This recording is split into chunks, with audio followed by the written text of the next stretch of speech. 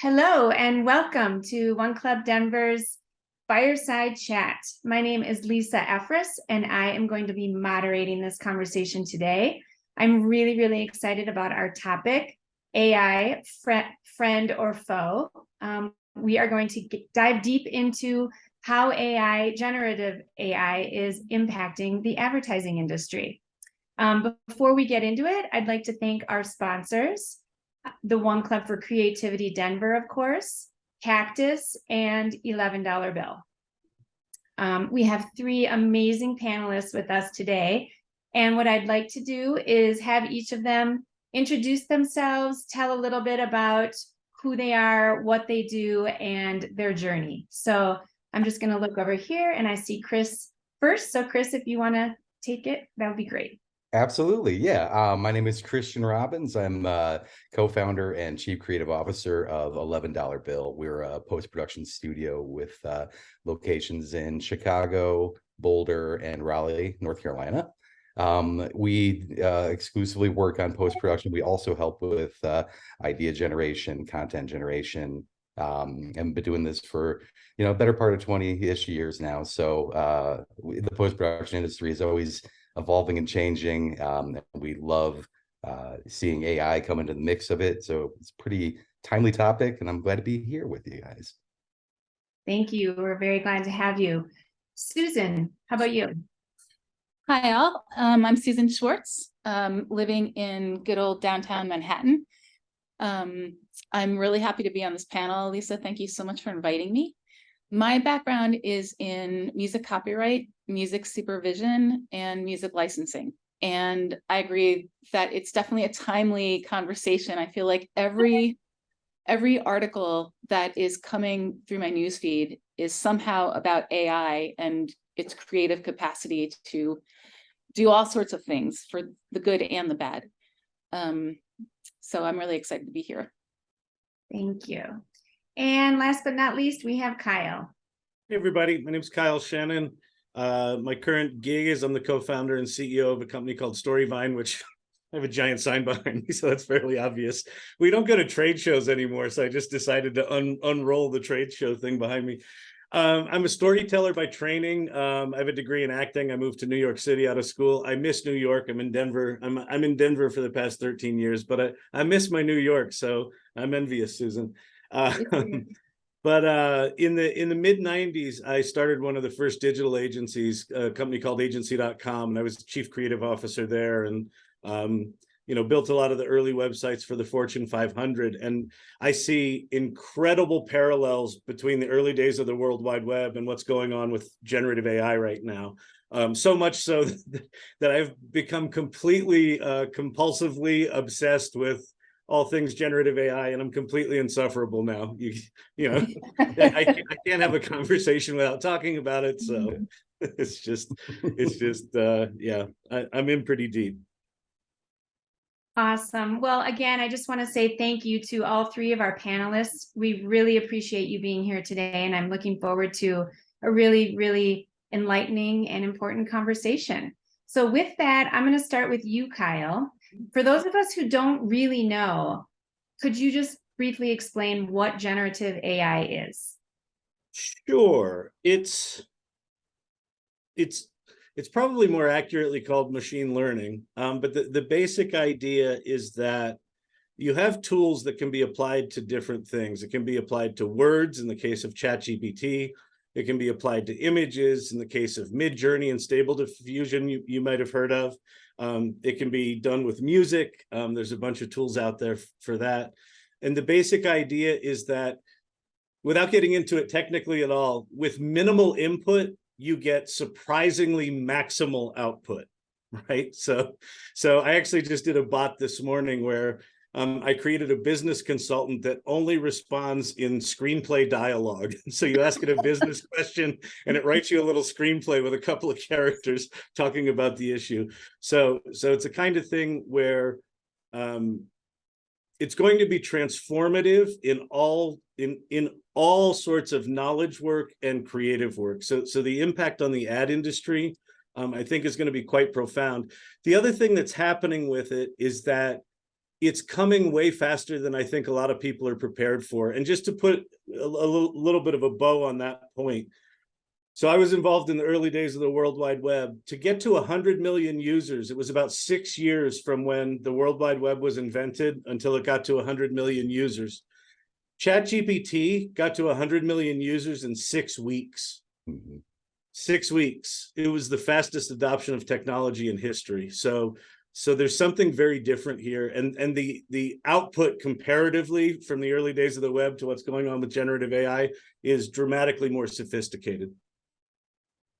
Yeah, I would agree. And I think it would be a mistake not to evaluate AI based on where it is today and where it can go in the future. Yeah, it's as bad as it's ever going to be right now. Yeah. It just gets better from here. Yeah. Yeah. So Chris, I have a question for you. What is it that you like most about AI and how you're using it? I mean, it's really interesting how it allows new skills in the hands of people that, generally never had any skill sets, to learn from. Selfishly, I'll use myself as an example. I've been doing more creative output and learning more than I ever have in my entire career, following these pieces that come out. It's incredible. Like, to Kyle's point, the throughput and how many pieces of tech are coming out daily, it's mind-boggling. And I think it gives a lot of people, a little bit of PTSD trying to follow along, like how much there actually is to see. But, I feel like I used to direct commercials and now I direct prompts. I experiment, I see what kind of works in our workflow and I apply it to our day-to-day.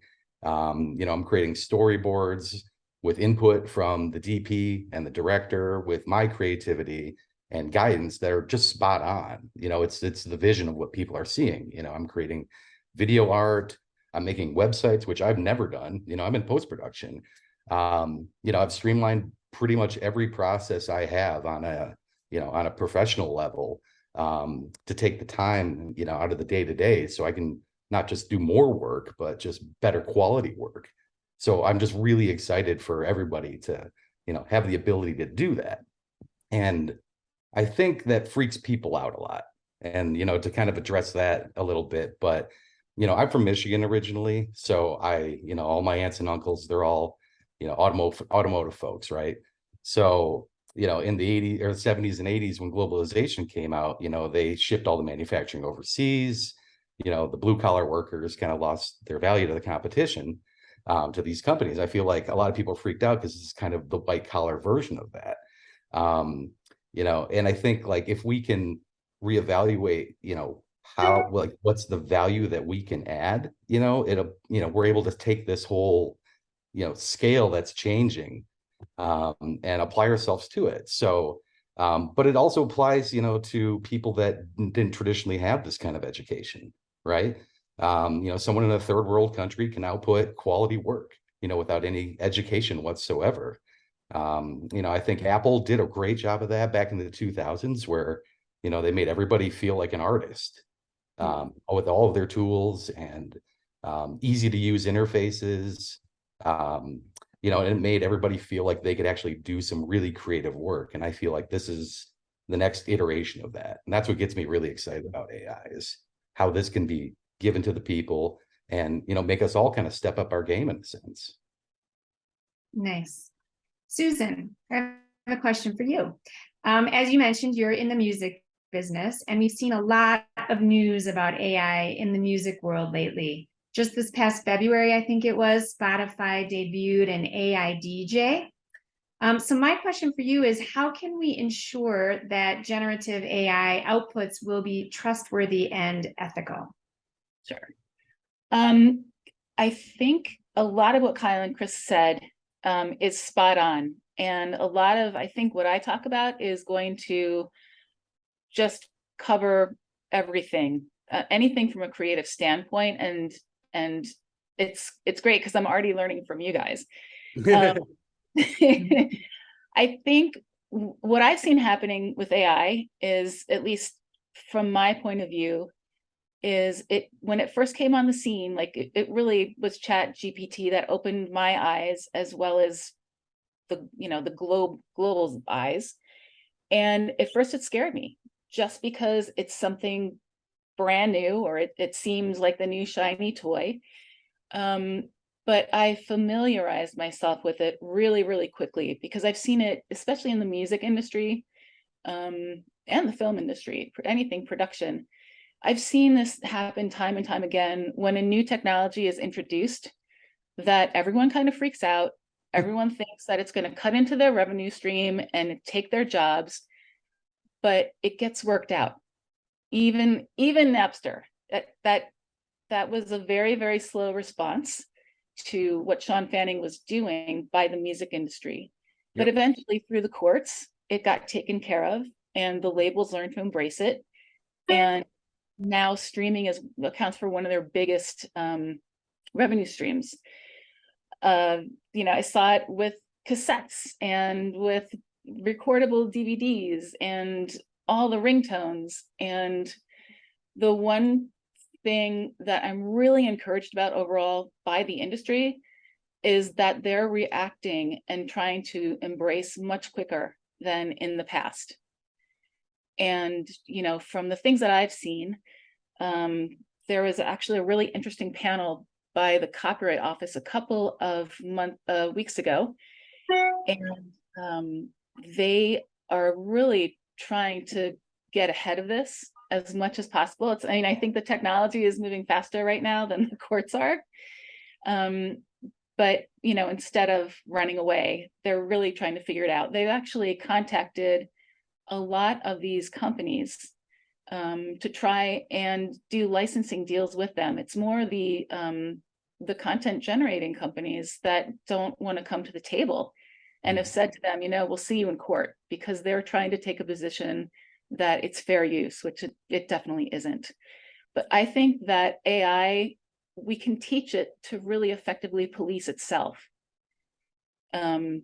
And I think, I just think people need to take a pause and take a breath and read about it and realize we've really been using it for years already. Auto-tune is AI, sampling is AI, meta tagging is AI. And what we've done is utilize those things to help us. Exactly what Chris was saying. When I do my music supervision searches now, I lean on AI. Just for a practical example, I use Disco, and they recently introduced their music ID tool where I can put in any song in my library. It will scour my library for similar sounding songs, songs with, the same lyrical sentiments. And it cuts my time in half because I don't have to painstakingly go through everything, just on my own mechanically. It takes hours and hours. So now it's generating lists of songs for me to go through and really be able to be creative. Well, you just answered all of my questions pretty much. Well, and the one thing that I think you all have kind of touched on is that AI ultimately comes from humans. And so I think we need to not be afraid of it. And I think we need to embrace it, like you said, and not create more bias towards it, and sort of work with that and figure out how to use it and how to best take advantage of it and make the most out of it. So Kyle, who is going to solve creative AI first? Will it be platform companies or creative companies, or what is your opinion on that? I don't quite know what you mean. We'll solve creative AI first. What do you mean by the solve? Well, I just mean like solve the bias around it and the issues around it. Like how are people? How is it going to become more? How's it going to become mainstream? Maybe. Yeah. So there's a couple of things. I think the point about any new technology is scary. I think with AI in particular, we have 50 years of Hollywood telling us that the robots will kill us, right? So I think that there's just an instinctive, like, societal bias to the machines are bad. Even though, to your point, Susan, AI's been around for decades. Like, one of the parallels to the early days of the web is the internet had been around for decades. And then Tim Berners-Lee invents the World Wide Web, which makes it available to the rest of us, basically, right? Same thing just happened with ChatGPT. It's been around for decades. It powers a lot of what we do. ChatGPT, especially because it got adopted so quickly, just sort of explodes on the scene. It's inherently scary because of, everyone telling us the robots are going to kill us. And it's like, I almost feel like we're entering a post-sci-fi world where you can almost go through your favorite sci-fi movies and go, check, yep, we can do that, check. I've seen a demo of that, check. We don't have time travel yet, but we're sort of getting there. And that's a little, freaky, right? Because if you go to the dystopian place, one of my favorite things is when I'm talking to someone who says, yeah, I use ChatGPT, but they really haven't, and they've got these sort of biases. And then I either show them or I say, hey, go over to ChatGPT right now and tell it to write you a country song about your pet. Describe your pet and tell it to write a country song. And that moment where someone gets what it actually is where their jaw drops open and they're like, oh my God, I had no idea. I was on a conversation with a friend of mine, and like he was decently up on AI, and he used ChatGPT. And I'm talking to him, I'm like, oh, check out this thing I did. And I had created a content generation tool where you put in a topic and you answered a few questions about it. And then it would generate 5 pieces of social media content and email it to you. And it was like 30 seconds later. So I'm talking to him. I said, oh, let me show you this thing I just made. So we fill out the little form and I push the button and we keep talking. And then the email comes into his inbox. He goes, oh, the email just came here. And he looks at the email and he goes, what is this? I'm like, yeah, that's what it did. And he goes, oh my God, I had no idea. He goes, I have to go. And he hung up on me. Right? So that moment of sort of wonder and fear at the same time, because it's so capable, I think is a very natural reaction. I've been, ever since ChatGPT, I've been just hyper obsessed with this stuff. And I'm sort of carrying this dual feeling of wonder and fear. And it's like, I think it's perfectly appropriate because my thought is that it's going to be so transformative that it's going to change everything. To your question about who's going to win the game, I think the critical skill moving forward is going to be critical thinking and intention and strategy, understanding what you want to accomplish more than how are you going to accomplish it. It's almost like there's a shift from virtuosity where I'm like excellent at Photoshop, or I'm excellent at music production, or I'm excellent at these kind of deep sort of things, to moving to more of a creative director role, like a conductor role, where it's like, I need to understand the bigger picture and know which tools to deploy, but we move into more of a coordination role, which is what you're talking about, Chris. Yeah, 100%. And just on that point, we've been using AI for a long time. Susan, you said it, like plugins are there. On the video side, Adobe's been implementing AI for about a decade now into everything that they're doing. And now all the beta apps that are coming out, like, it's not just like a little side thing. Like it's in your face. Like, you are using generative AI in Photoshop now. If you download the latest beta, there it is with a text dialogue.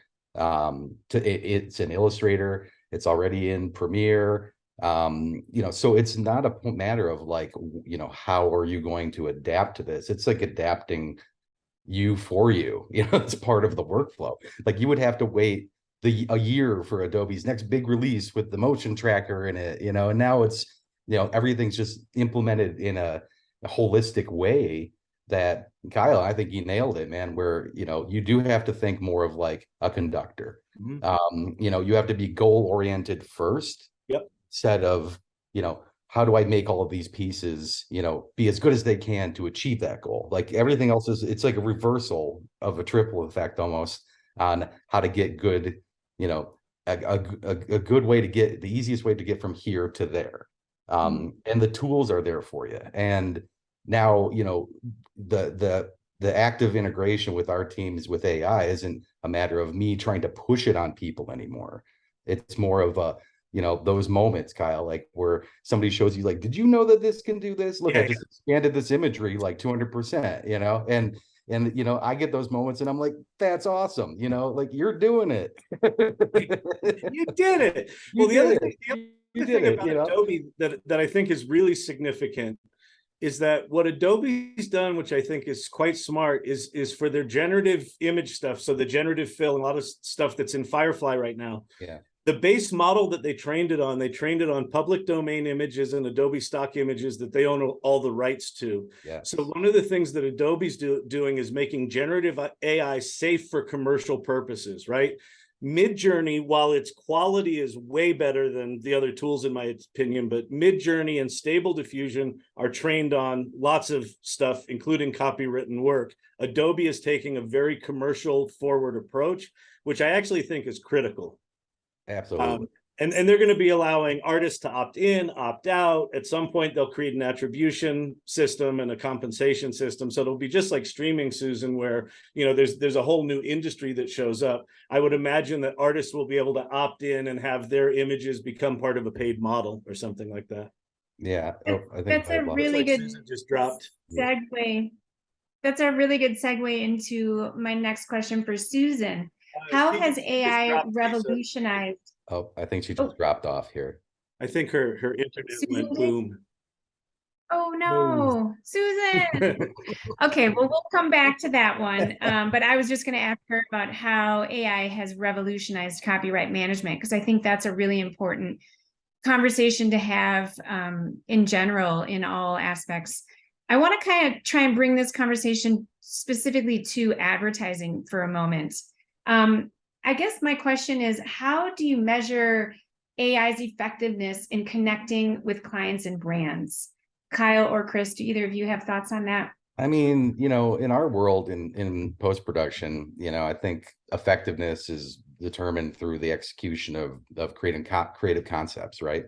You know, how you get from point A to point B is kind of our secret sauce. And the more unique tools that we can implement into our workflow, the more effective and creative our company becomes. But we also, you know, we're all creatives, right? So we want to, you know, innovate with creativity, and we enjoy taking the clients through the process, so they understand the level of technology that we bring to them, while still kind of being guided with somebody who knows what the hell that they're doing with craft, right? And clients, you know, they're really excited by AI and its uses in the creative stuff that we do together. So, you know, like, for example, you know, one of our biggest clients, you know, wanted to figure out a faster turnaround and like integrating more emerging trends for their high-end sports fashion brand into their productions with AI.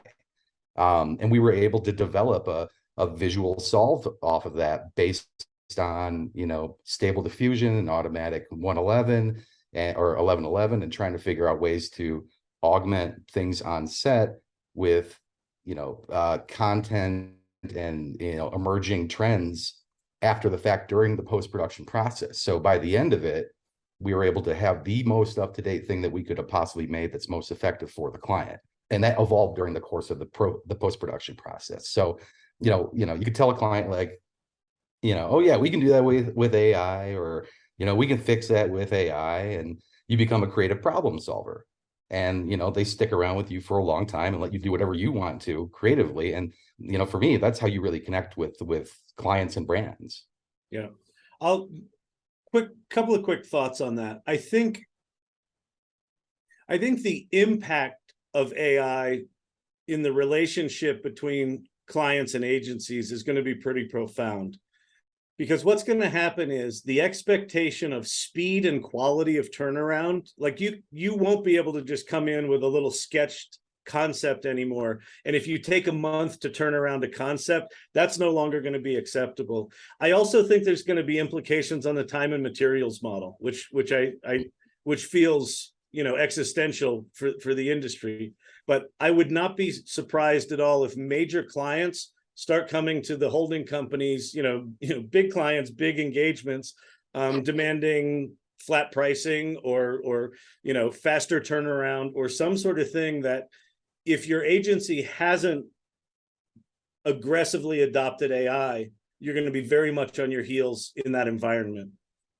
You're also going to probably see 5 to 10 person shops competing with and beating 100+ person shops pretty soon, right? So smaller organizations that can do what you just talked about, Chris, nimbly keep up with this technology, which is impossible to keep up with, are going to start executing at 10x, 20x in speed, quality, and cost, basically. And so how do you deal with that? I don't know. It is a very, very good question. I see, Susan, are you back with us? Yes, thank you to my friends at Spectrum Congratulations. No worries. for being so consistent. I just wanted to ask you real quickly, how do you think generative AI has revolutionized copyright management? Because I think that's a really important aspect of advertising and just the industry in general that we should discuss. Copyright management, meaning making sure things are legal, or are we talking about managing rights and whatnot? Kind of both, because I feel like there's the ethical side of it and then there's the legal side of it. Sure. It's funny because when I think about the ethics, we have to come to some sort of a moral ground, because I think that's kind of subjective to everyone. The same way, is it ethical to eat meat and kill cows and everything? And I know we're talking about something very different because we're talking about human ownership rights. But I think, there's always gray areas in copyright. There always have been, there always will be, but I do think that we will get to a place where it's just established what is allowed and what isn't allowed. And again, that will, it'll come through the courts, as it always seems to, but it's been incredible what the music companies have been doing and what artists have been doing. I mean, something was in the Times this morning that there's going to be a new Beatles song. That's my next question for you. Okay. I heard it was on CNN, I think yesterday. Paul McCartney announced that they used AI they announced a final Beatles song, and thanks to AI, he said they were able to take John's voice and get it pure through AI. And I was like, whoa. That's right. And yet they did it all with Yoko's blessing. They'll have to, of course, get all the rights in place, the publishing rights, meaning the composers. But I think people love the Beatles, and I don't see them holding this back. I mean, I think it's going to be a boon for people who own estate rights of, of artists who have passed on. You can create anything you want. I mean, Tupac is nothing anymore. I mean, we're going to hear maybe, Etta James and Elvis. Or Prince. Young Elvis versus old Elvis. Right? Yes, exactly. Elvis doing rap. I mean, it's crazy. No. And I don't know if you guys heard about this, but there's a K-pop label called Hive. And through AI, they were able to have a single by one of their artists released in 6 different languages simultaneously. That's incredible. I did hear about that, and it is incredible. And that kind of goes back to what Kyle was saying early on about the speed of it all. Yes. Yes. And Kyle, you're right on. I think there's going to be a huge shift in the way we do things, and the people that stay on top of it and embrace AI are going to stay in it, and the people that don't are going to get left behind. I mean, I remember my college roommate majored in graphic design with hand drawing, and then CAD/CAM came, and she didn't want to get on board, and now she's a teacher or something like that. Yeah, no, it's a really significant shift, and I think the shift is actually quite bigger than the shift to digital, right? So if you were a paste up artist and then desktop publishing came along, or if you were a film photographer and then digital came along, you were still ostensibly replicating the existing process. But with this generative stuff, it's generative, right? So without skills, I can create something. So the Drake Weekend song that came out a month or so ago that got 600,000 views or streams in 24 hours, and then I think it hit 20 million streams before they pulled it down. The week after that, Grimes, Elon Musk's ex, said, "Hey, synthesize my likeness all you want, make anything you want, just give me half," which I think was a brilliant move on her part to say, you're going to do it anyway. So why don't we establish kind of a baseline relationship here? Because I'm not going to be able to police it. Like the difference here is, historically, if digital music mixing came along, you had to get good at digital music mixing to be able to do anything remotely professional. Well, now we're going to see fan-generated original songs that sound like a specific artist that are as good, if not better, than that artist's work. What do you do in that case if you have, tens of thousands of fans generating original content? And I don't know, I don't know the answer to it, but I think Grimes's position on that was it's coming whether we want it or not. So you know what? Go for it and give me half. So now, how that evolves into an actual business, that will be the interesting thing to see. But I think this is a markedly different shift than the shift from analog to digital. Sure, absolutely. And other artists that, we don't even realize have been using AI for so long. I mean, Peter Gabriel's really, really into it. And I think that it's really interesting. And I don't know how many purists we're going to see in the future because of, what we've seen that it can do.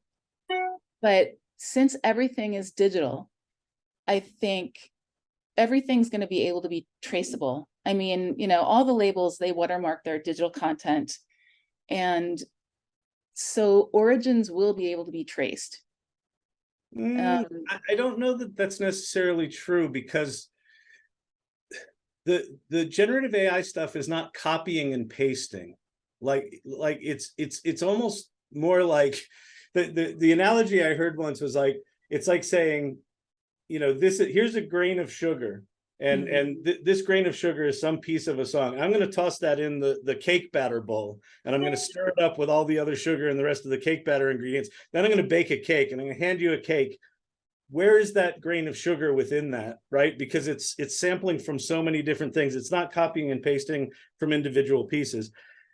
I think we'll have to get to a place where during the generation, you're carrying attribution and things on the generation. I don't know that you'll be able to trace it on the back end. Well, I think, I mean, it's the same thing with sampling.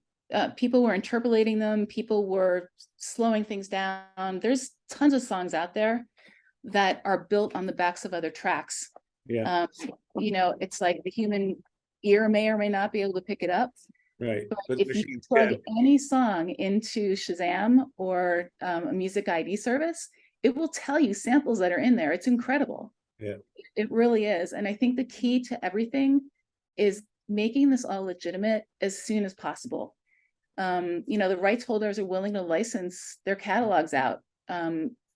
How they're going to do that and monetize, I don't know. I think that's the big question. Yep. Because you can offer an AI company a blanket license to use all of their songs, but then you have to trust and rely that the creators are being transparent with the sources that they're using. Yep. And if you're plugging it all into, if a machine is scraping all of that data and spitting things out, it will cause some problems. But if we do it the right way, I think the music industry is not going to go out of business. And I think on a certain level too, practically speaking, I just don't know the proportion of people that crave a real human element versus something, I was reading that as far as like the chat GPTs of the world are concerned and imitating actual writers, you can train AI to have, in tone, nuance, inflection. I don't know how long it's going to take for them to be able to do that with music. I imagine not that long. It's accelerating. I don't think it's going to. Yeah, it is. It is. I don't know what's going to happen. A lot of it is, it's going to be in 2 years from now, looking back to see, how did we handle this? Did we do it right? We're going to make mistakes. We're going to course correct. It's really, it's fascinating to me. Yeah, it really is. I have two thoughts that come from that. The first is I was reading an article the other day. The creator of Black Mirror decided he was going to use Chat GPT to write, I think, the final episode or an episode of the upcoming series for Black Mirror. And he said the final result, excuse my language, but he called it shit. He didn't like how it turned out. And I think there's going to be a lot of that. I think it's going to be a lot of experimenting and a lot of trying things out, trying different, ideas to put in to get the output that you're looking for. I think to that point, Lise, using any of this generative, machine learned content is really based around, it'll give you what you give it, right?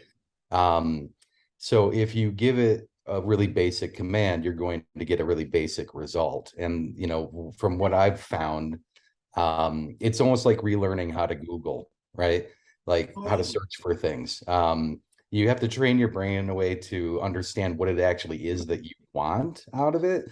And you kind of have to teach yourself in a way, like the AI will show you like, hey, this is what you asked for, here's your cupcake when, I want to make Kyle's cake, right? And without like saying like exactly how you want to feel, tone, specifics, examples, right? Like you don't give it anything to go off of, it's not going to give you what you expect. And I think that's a really big point for people to understand, is like, it's really easy to say, yeah, it's not giving me what you want. Well, maybe you're not asking it the right question, right? Or giving it the right prompt. And I think the evolution of the prompt, which is already, there's so many little plugins for Chat GPT that came out now that will develop really good, for instance, like a Mid-Journey prompt. So you can generate AI imagery with this, right? And it's a piece of prose, right? Like that it makes. It's a well-rounded, beautiful sounding paragraph. It's an amazing description of this image. And then you basically put, you put garbage into it, it will craft something better. And then you put that into an image generation, piece of software, and you'll get a much better result. So then you start to understand how this thing needs to speak, how you need to speak to it in order to, get what you want out of it. And then that begins to experiment a little bit more, and you start to understand how the brain of this works a little bit better. My big breakthrough with the prompting is, I feel like Google for 20 years has essentially trained us to write as concisely as possible, right?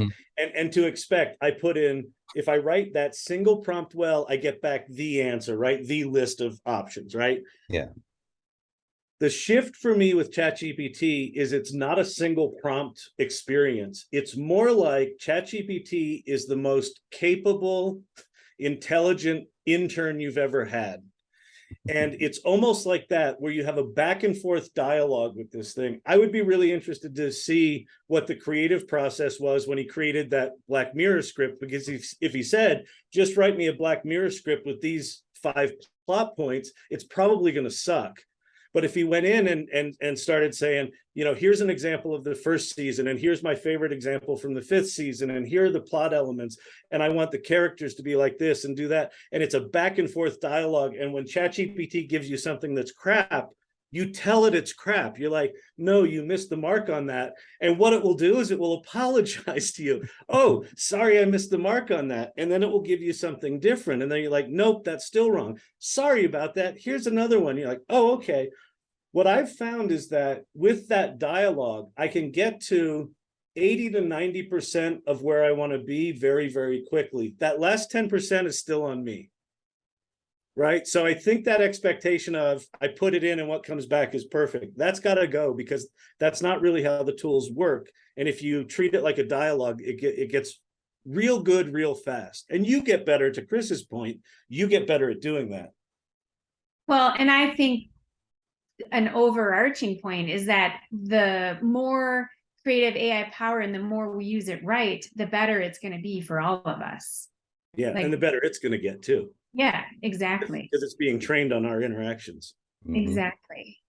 So another question I have for you all is, do you think AI is eventually going to replace human musicians, human writers, human singers, anything like that? Do you think we're heading in that direction, or will it ever replace humans?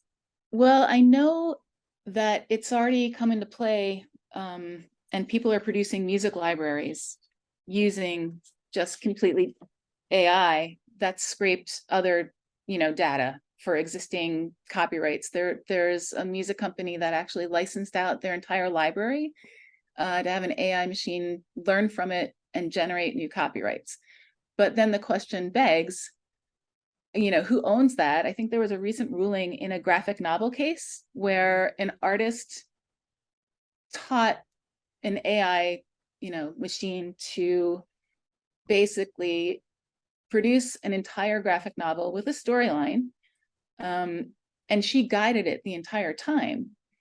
And I think that, someone sued her and said this does, only humans, something that's completely human created can be owned or have a copyright. And she was actually ruled against. And that to me is more like, there's a big question mark over my head, because I would have thought that she would have ownership since she was the one guiding the ship. She was the one plugging the information. And so it's those types of cases that, may or may not set a precedent that concern me. And I think those are the big concerns of rights holders. But as far as sampling, real acoustic instruments and having them become the next, the next thing. Sorry, I'm completely like losing my wording. But bottom line, for me, I don't know. I don't know if they're going to replace real musicians. I mean, there was something with the Broadway musicians when recordings started being used instead of using a pit orchestra, and everyone was up in arms. And yeah, that's definitely affected Broadway. It's affected, the players. So that sounds like it's going to start replacing jobs ultimately. It's gonna I think replace, so, yeah. It's gonna replace a lot of jobs. I mean, I think the answer to your question is absolutely. And I think what happens is the things that will get automated out the first are the kind of repetitive, sort of individual tactical execution jobs. But I don't know that anyone's safe. If I look at the voiceover industry, the ability to sample someone's voice and then just, instead of having to pay that person $20,000 to record a phone tree, I can just take a sampled voice and have something that sounds good enough. I think a lot of that stuff's going to be automated out. I think a lot of copywriting jobs are going to be automated out. The silver lining is that all of those people who get displaced, there's going to be new jobs created, right? And so the people that there's a guy I'm a real fan of named Paul Raitzer, and he's created the Marketing AI Institute. He's been talking about this generative AI stuff for about 5 years now. And he has this saying, he says, AI will not replace you, but someone using AI will.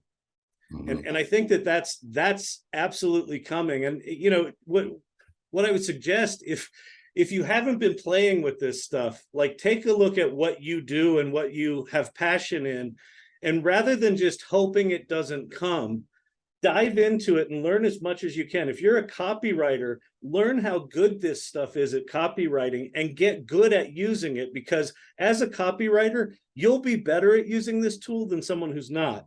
But if you're not using this tool, that person who just said, oh, I got ChatGPT copywriting skills now, they will come and take your job, right? So for me, this is again, it's back to that thing. I'm as excited as I've ever been creatively, and I'm as scared as I've ever been. Like, hold both of those at the same time.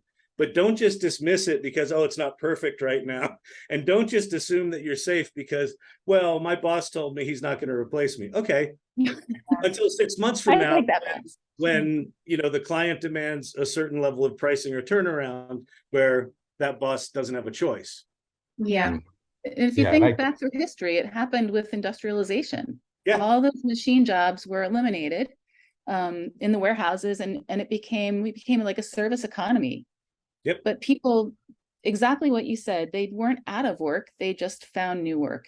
Yeah, this reminds me of the film Hidden Figures. The women were the human computers, and then the computer was coming, and they were like, well, we don't want to be replaced by computers, so we better figure out how to use the computers. Yeah. And they did, and they changed it. So I just we have a lot of freelancers in on this chat, and so I have a question to ask that's kind of geared towards them. This came from Emily. So the question is, how do you see freelance graphic designers' best practices for using AI, copywriting issues, creating original content, etc.? Great for workflow, but potential for an individual getting into trouble. So I think we've kind of touched on this, the ethics and the trustworthiness of it. I think, should freelancers be concerned? I guess they should, if anybody, Oh, I think everybody should be concerned. I would say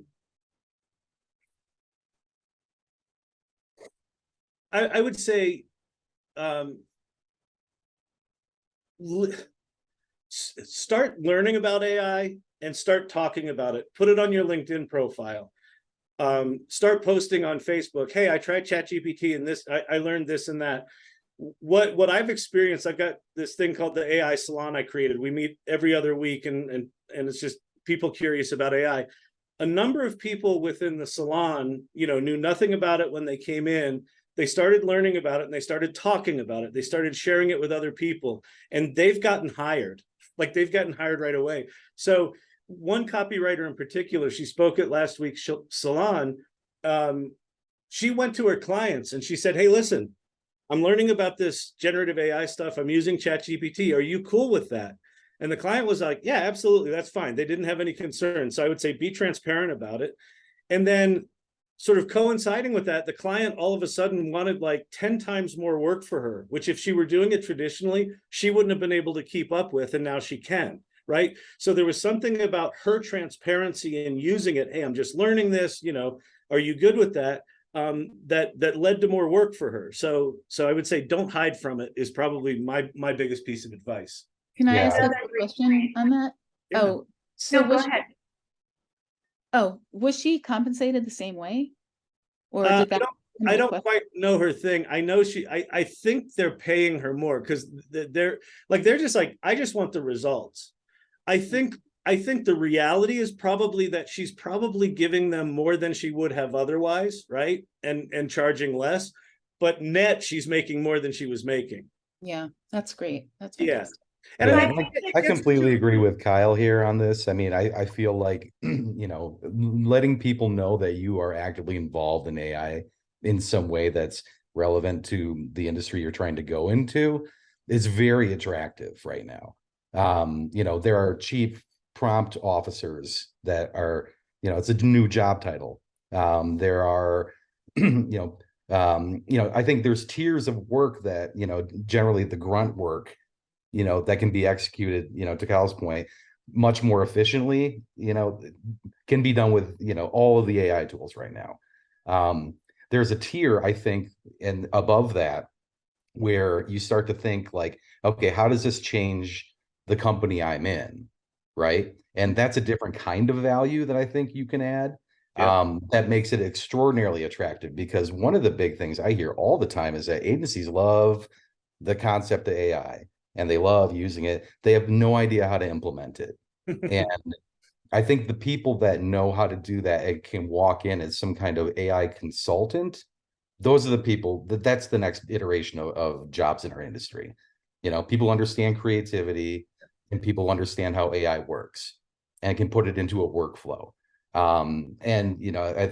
Somebody was saying earlier, but yeah, with a small crew, you can be super dangerous now. and definitely add competition to large scale agencies. So, Yep. but one person can do that, and that's the thing to really think about, is that it's such a powerful tool at your disposal, and it's so open-ended. You can use it and curate it in any way that you want, whether it's graphic design, copywriting more efficiently, creating musical content, any of the normal audio fix stuff. There's a lot that's involved here that would, Yeah. if you can save time in somebody's day by being more efficient, you're instantly more valuable. Now, how do you take that and apply it to what you're currently good at is up to you.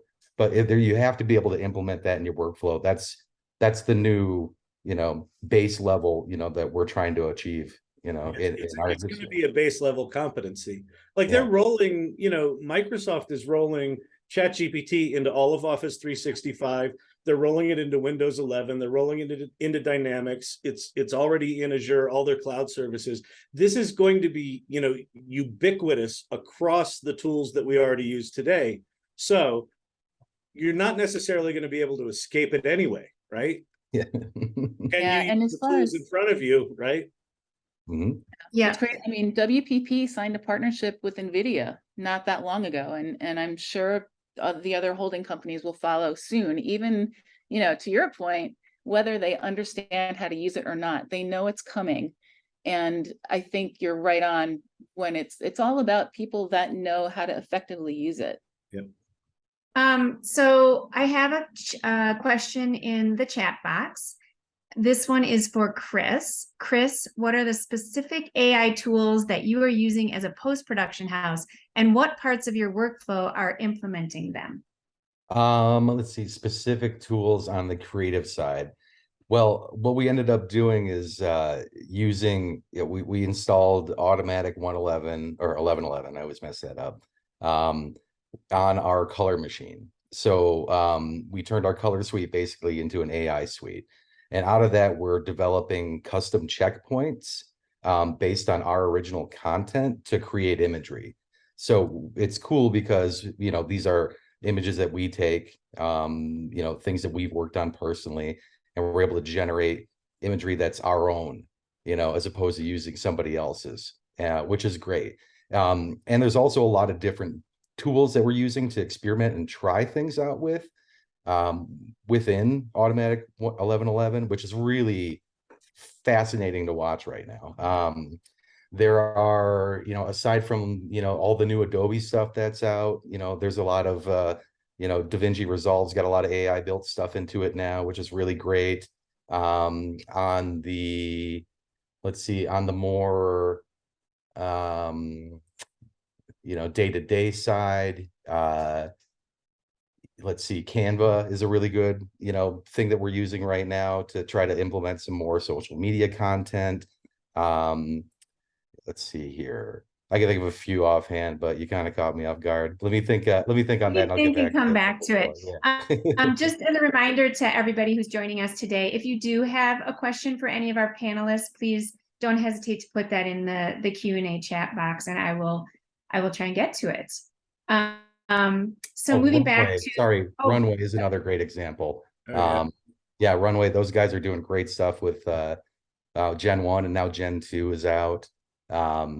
And let's see, I don't know if you ever use Gen 1 or Gen 2, but get in the mix on that, where you can describe video content and it'll generate it, or use any kind of existing template, or you can prompt it to create video assets. It's really interesting stuff, and you can utilize that in many, many different ways to kind of augment your creativity and, your graphic design. So cool. Sorry, didn't mean to cut Play you in off. your studio.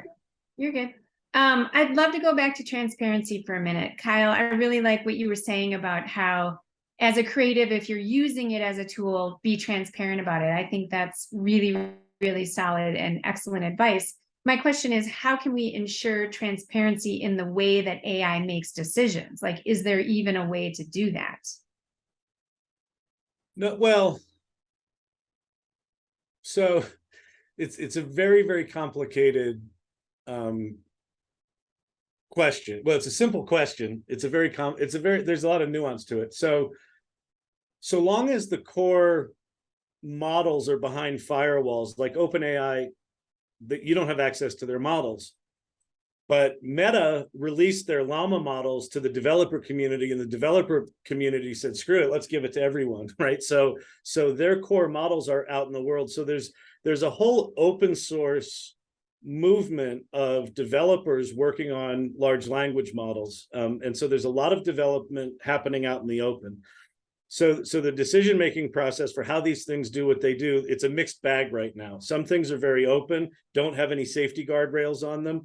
You might argue that it's probably better to have it with someone like OpenAI, where they're actually putting safety guardrails on them. One of the challenges right now with OpenAI's approach is they use what's called human reinforcement learning. So the way they train these machines is they have human beings go, that was a good answer, that was a bad answer, right? And that's how these things are getting better. Human beings in that training process are introducing increasing levels of bias. And bias is not good or bad. Like, as human beings, we are biased, right? We don't even know our biases, right? There's a company called Anthropic, which is a bunch of OpenAI employees that have created what's called a constitutional learning model. And that is, they create a constitution that's got a set of basic rules, like, don't harm people, increase prosperity, be transparent in your decision making. The rules can be whatever they want them to be. And then the way the system works is, when it generates an answer, it compares it against that constitution, and it iterates until it passes the constitution. So there are systems coming where you'll be able to opt in to certain kinds of models where that decision-making process. There will be others where you have no idea.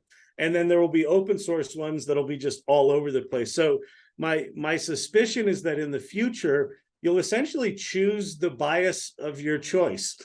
And, if you want it more transparent, you'll get it more transparent. If you just want it fast and easy and you don't care, then you'll just go use the fast and easy thing. And let's hope that those biases aren't harmful, because they, it could Some will easily be, some won't. And, biases are weird, because what's good for me might be bad for you. And that's where, there's not a single system that will be the perfectly unbiased thing, right? It will always be against someone's sensibilities. And that's where I think you'll see different models for different proclivities. So do you guys think that AI can be taught to be creative? In other words, like, it's the creative people who are plugging in the ideas and the tones and the words and the prompts, but can AI be taught itself to be creative? I got a thought on that. And I think, in its root form, it's a technology that adapts and learns from us, right? And it needs to be fed, relevant, timely content at all times in order to, be seen as something that's, provocative and idea generating. And I think, kind of, Susan, you touched on this a little bit, but I think at least in the post-production world, I think we've got a pretty unique perspective on what an emerging technology looks like, right? Like, from film to tape to digital, all of our jobs going away, digital to AI, it's another massive transition that kind of scares the hell out of people. But each iteration of this technology puts it more and more in the hands of people, right? Which I think is wonderful. And it forces us to evolve kind of what we consider to be creative. And now it happens faster and faster, right? So kind of to answer your question, I think based on AI's ability to take cues from popular trends that we as a whole give it and generate super timely content on the fly, absolutely. It can absolutely be looked at as creative. And I think that's subjective, but it's who's to say it wasn't created, in a more traditional manner? How do you know what you're looking at wasn't created by AI? And does it matter? If it doesn't really matter, right? If it accomplishes the creative goal, what does it matter?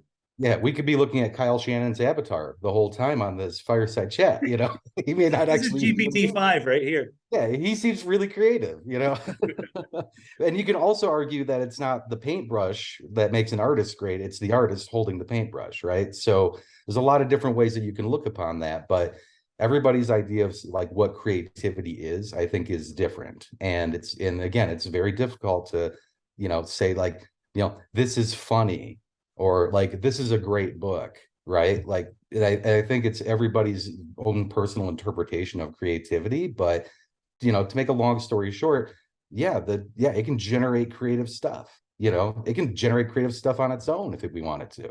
And, a lot of people are already doing that. So, short answer is yes for me. Great. Moving back to advertising for a second. My question is, how can we encourage advertising agencies to use AI for productivity, but not necessarily to take shortcuts? Because I've heard a lot of you speak about how fast, remarkably fast AI is. And my slight concern is that it's going to make people kind of lazy, maybe. So how can we push agencies to use it, but not to use it to take shortcuts? I will contradict the question. Okay, that's good. What difference does it make how long it takes if the end result is as good? So there's a Wharton professor named Ethan Mollick, who just wrote a piece called Setting Time on Fire and the Temptation of the Button. And what he talks about is the fact that this generative AI stuff is going to be in Microsoft Word, and it's going to be here and it's going to be there.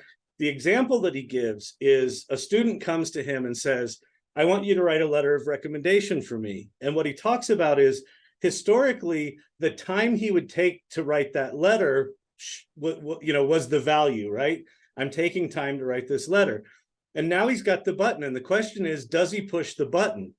And then he says, is the goal to get the student the job, or is the goal to take the time? And he says, we're very quickly coming into a place where we're going to have to reconsider the value of work and the value of time and the value of what we put in. So if I've got a button that is as capable as I am, and it writes something that's as good as I would have written it, but instead of taking me an hour or two, it takes me 10 minutes. Why is that a bad thing?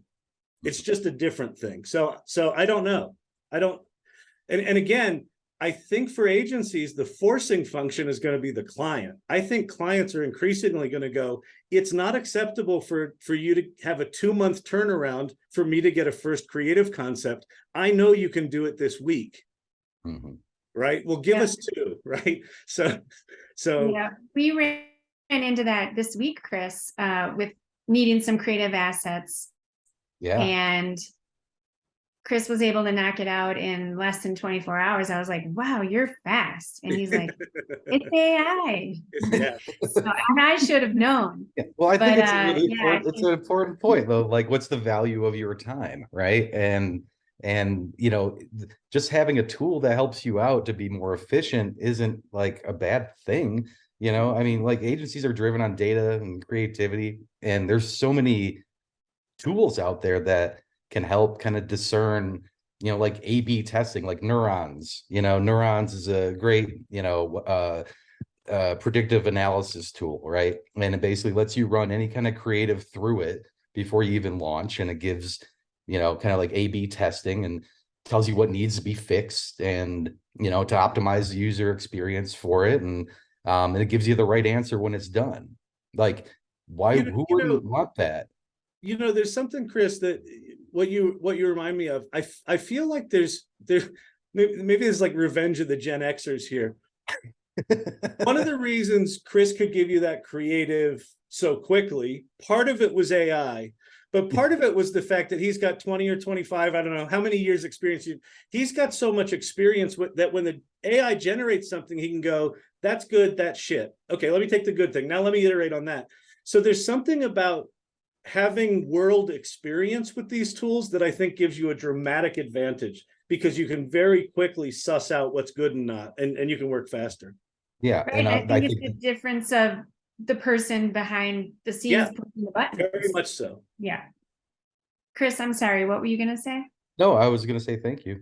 But I think that's a really good point, and like the experience is something that I think is kind of the big moral battle here between something that can do your job as well as you can, if not better, and you being okay with it, right? But you're ultimately the one person who says, yeah, that's great shit. Like, let's do that. And you choose to push publish or not. Yeah. I don't work at an agency. I work, we work as a post-production company, right? So, we deal with agencies all the time. So there's a whole slew of tools that I don't even touch, that are just developed exclusively for optimizing campaigns, social listening tools that can tell you everything that you need, like what's that called? Sprinkler, I think it's called. You can take a couple of simple tools and really optimize an agency, optimize your marketing. And I think it's really interesting that, the hard part is for a company that is established, how easy can you pivot, right? And I think the pivot is the most important part. And, we're a small company, right? Like we've got 3 studios out here. And, we're able to pivot pretty quickly. And we've always been able to pivot pretty quickly. And that's what has kept us alive for so long. When do you need to pivot, I think is kind of, the question here, right? Like as an agency, as a post-production house, as a music licensing, right? Like, are you the kind of person who should or should not pivot? I think that's an easy question to answer, right? Do you want to still be effective and have a longevity in your your day-to-day in your business? Or do you want to, watch somebody go from, hand graphic design to CAD and fall behind, and I think like there's a lot of that happening right now that's giving a lot of people existential doubt in their career path and their ability and their creativity and like what they do. But it's a good defining moment, I think, for everybody to understand, like, hey, this is not just a tool anymore, right? Like this is a total game changer. It's not for the faint of heart, but like it's I don't know that we have options. So yeah, and I think you're right. Like, well, we have the same question in the music industry. It's these, large behemoth labels that have, really depended on manufacturing for a really, really long time. Like Sony, for instance, they fought, file sharing and digital as long as possible. And it's really interesting. I interviewed a couple of people from a large major, and I asked the guy who ran the licensing and creative department his thoughts on AI and how his company would respond to it. And he said that his feeling was that they were going to bury their heads in the sand. Oh, yeah, I know. I couldn't believe it. He's also been working there for like 35 years. Well, yeah, that makes sense then. Yeah. But then when I spoke with their head of business affairs, he was telling me they've already partnered with all these different AI companies to do things legitimately. And, they don't even know the extent to how they can use this. Like, it's so funny. At least it goes back to your question on rights management too. And with all these things, even with advertising, I know for what I do, it's so it's very litigious as far as music that's out there. If someone wants something written in the vein of John Lennon and it's too close to John Lennon without compensating John Lennon, they're going to be sued. And so I think companies will be smart. I think they're going to indemnify themselves against outside content that they get and they exploit. And I want to think, being an eternal optimist, that we're going to get this right in the end, and we're going to figure out how to monetize it, and it's all going to be okay. Yeah, I think that's why what Adobe's doing is so smart, where they said we're only training on stuff that we have rights to. The one thing, Susan, that I'd love your thought on. Someone was describing like ChatGPT and where it ultimately evolves to, and they described it as a thing called the Everything app, which is the Everything app is a single interface that you ask it to do something and it just figures it out. It will go grab the APIs it needs. If it doesn't have an API, it will invent one and write the code and just do it. And then you look at Google just announced this AI generated ad platform where you're going to be able to dynamically generate ads on the fly, and you're going to be able to do the same with music. Are we moving into a world of infinite content creation where everything essentially becomes a one-off? This is custom music for me and my mood right now, and I hear that song once, and I can save it if I want, but I don't have a single track that's behind that television commercial that plays for everyone.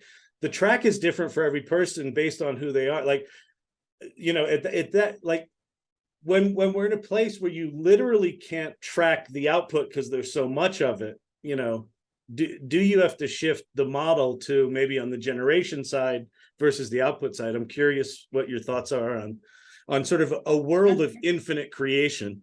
Yeah, but it just makes me think of the infinite easy button, right? Yeah. Just, you know, and I really do think it comes down to human taste. I think there's going to be different models. There's going to be different ways that this is split up. And I think the issue is the same anytime, you know, it happened with independent labels. Anytime something kind of different comes on the scene, Yeah. the majors were so upset. Yeah. And they, you know, Because they they started couldn't trying to control buy the little labels and everything. But, you know, someone else was mentioning globalization. And when Spotify happened and when file sharing happened, there was really no stopping them. And yet, you know, 15, 20 years ahead of that now, the indies are doing great. And so are the majors for that, you know, for that matter. And I think it will come down to an individual basis. I prefer human singer-songwriter music that I know is very authentic. Yep. There's brands that want their advertising to be authentic. Yep. And that may very well contain elements of AI, but I think for right now, I don't know about the future, but for right now, there are still those brands whose brand is authenticity. Yeah. There's also, you know, brands. I mean, I could see some liquor company doing some doing some incredible, completely AI generated stuff, maybe tweaked by a human here and there. But that's the way I'm kind of looking at it. Yeah. Yeah. My thought on the authenticity thing, I feel like the value of authenticity goes up dramatically as you know, content is just dumped on the world. That's going to look impressive at first, and then it's going to have a sameness about it. And it just feels to me like authenticity, storytelling, narrative, probably live performance makes a big comeback, right? Because exactly what you're saying. Like, I want to see a real human being banging on a guitar, and, you know, I want to see Martin Sexton, which I do. I haven't seen it. There are schools of thought that you know, it's based just on what you're saying. They think the same thing with auto-tune. Everyone was doing auto-tune for a minute, and it was such a sensation with Cher starting it. Yeah. But then it kind of died out. Yeah. And I don't think that AI is ever going to die out. I think that we're too heavily into it. Yeah. And it's part of our everyday lives. And you guys have been great examples talking about how you've used it to be more effective, to be quicker. And I think that, you know, we need to hold on to the good things. And, you know, I know there's been a resurgence of singer-songwriters after the, you know, the EDM phase that we're still in. Yeah. It's interesting to see how society reacts to all these things. Yeah. And I think in the end, you know, like these are people judging, you know, creative works, right? And you know, it's for people, right? Like you know, the machines aren't making this stuff for themselves, you know. And, you know, to both of your points, I think, you know, if anything out of this, it's going to bring up the level of craftsmanship and how important that is to storytell, to develop artwork of all types. And I think that's really important, you know, as a takeaway from this whole conversation, is that, you know, it's still, you know, for people, right? And I think like how, you know, how we can utilize it and make it into something that isn't, you know, I think, Kyle, you're right. I think a lot of it's going to just be a din of you know, super one-off, you know, Adobe digital asset management, you know, experience kind of stuff that's like just for you on your phone when you scroll down that thing on Instagram, right? Like that's unique. That doesn't make it really amazing, right? I think all the tech behind it's amazing, but you know, it will, I think, reinforce how important, you know, the human is in this, you know, whole factor that we're talking about here. It's kind of like when COVID happened, everybody started baking bread, you know, Yeah, yeah. like you didn't go to the store to get bread. You're like, I'm baking my own bread, you know. I can't get yeast. Chris, I think you bring up a really good point, though. I think if we can teach ourselves and our machines to be more considerate of different ideas, that's when we're going to make a lot of progress. I agree with that, you know, and I think like taste like is so, you know, it's so varied, right? And what people want and what they determine as being good, you know, it's just such a, you know, nebulous concept, you know, to brute force what, you know, what somebody thought was a good creative concept across the board, you know, honestly is kind of what we do on a day-to-day basis in the post-production industry, right? Like, you know, here's the TV commercial, right? Like here's the Facebook post, and other assorted variants of that. But you know, if we need to figure out ways to kind of integrate, you know, alternative creative aspects out of that. And I think like that kind of top-down look at things that you're talking about, Lise, is really important. So if we're able to say, you know, cater to tastes, you know, like once the output's there, that's great. But like, you know, not just unique user experiences, but you know, groups of taste. And I think like that might be a different way of thinking. Like, how does this, you know, what is the next evolution of this to get out of the din that's about to be, you know, that's about to come, you know, now that everybody's making the bread, you know, and back to work. And they, you know, they're like, we just went through COVID and we're all working from home and we just have to pivot. And then AI comes out for everybody on in mass. And like everybody's like, guess I got to pivot again, but I'm so tired because I'm working from home. You know, I think like there's a fatigue right now that the normal reaction is just to be afraid of it, right? Like, I'm going to go homestead in the mountains, let nature teach my children. I'm done with computers. Screw all this, you know. There's a lot of that thought, you know. I think there's another possibility here, and it's so one of the things I get asked a lot is like, well, if these tools are creative and they do all this stuff for you, doesn't that make you less creative? And I'm finding the exact opposite to be true, where what these tools do, so historically, if I have an idea, I'm like, oh, I have an idea, let me explore that. I'm like, oh, well, I need a piece of software that does this to be able to explore that. And then 45 minutes later, I'm still searching for software and I forgot what the idea was. What happens now is I have an idea and I can realize it in some form within minutes. And then that gives me another idea, and then that gives me another idea. So if you've got tools that can automate out the low-level, soul-crushing, repetitive stuff that gets in the way of your self-expression, do we move into a world where people are actually freed up to be more self-expressed, right? Maybe the initial thing is, oh, crap, I got fired from that job because of AI. Well, wait a minute. I hated that job anyway. What do I really want to do? Oh, I've got all these tools that can help me do that. Holy crap, I can now do that on a world-class level. Let me express myself in a way that I never would have imagined had I not been displaced. Like a possibility is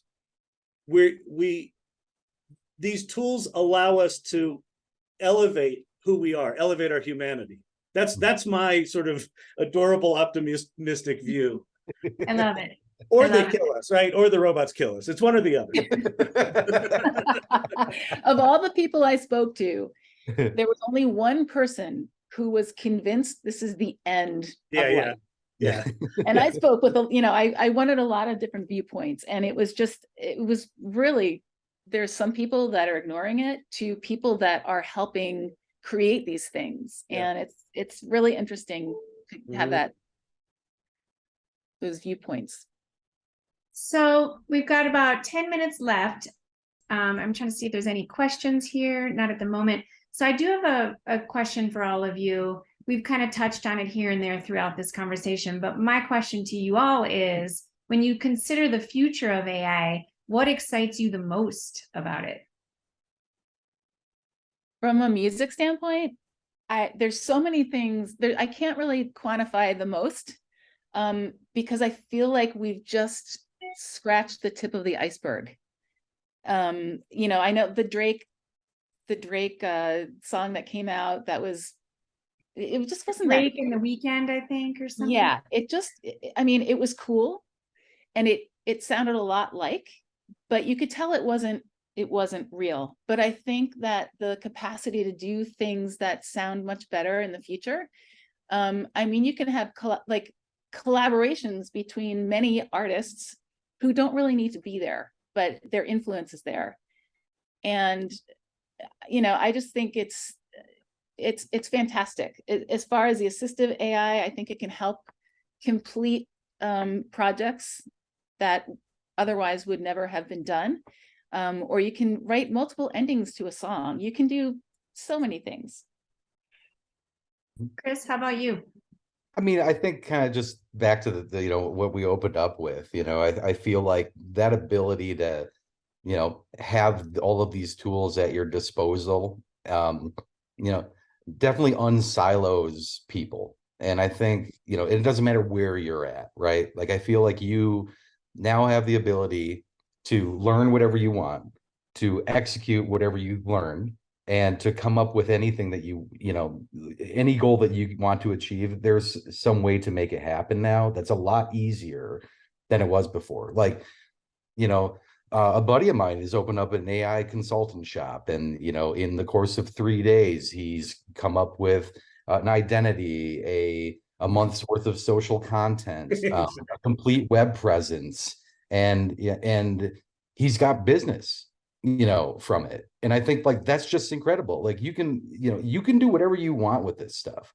It depends, like, how much, you know, you want to actually apply yourself to being able to do it. And I believe that, like, that, you know, that kind of ability and information and teaching, you know, to yourself, to, you know, kind of to Kyle's point, you know, like, you know, embolden yourself in a way where, like, you can express yourself in a manner that you never had possible before. Like, there is nothing stopping you from doing that anymore. And if you can put that same kind of ability in the hands of every single person, which it is now, you're going to see some really slick emerging markets coming out. Like, you know, people that didn't have access to college, you know, or opportunities like living in a major metropolitan city with tons of connections, you know, like, you there, it's going to be somebody with internet, you know, that can totally change the game.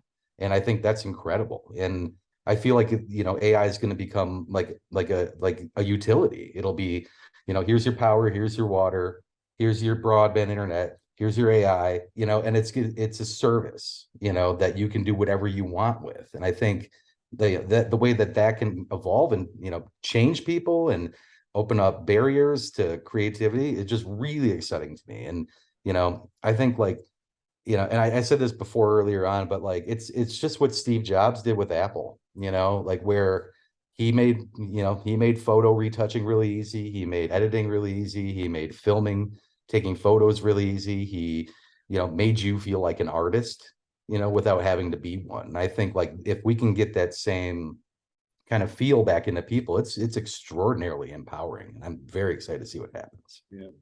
Yeah. Yeah. To echo that, I feel like we are entering a new era that I'm calling the Great Renaissance. I think that we're about to enter an era of creativity beyond our imagination. I think it's going to make the Renaissance look quaint. For me, we spend so much of our day untangling complex systems, right? Like dealing with the interface of complicated software, or trying to get the insurance company to pay for your health care, or you're like, you want to book a flight, but then you got to go to these 6 websites and do that. Like, everything is complicated. And so much of our day is lost to complicated systems. And what these large language models offer us the possibility of is, what if that were just done for you?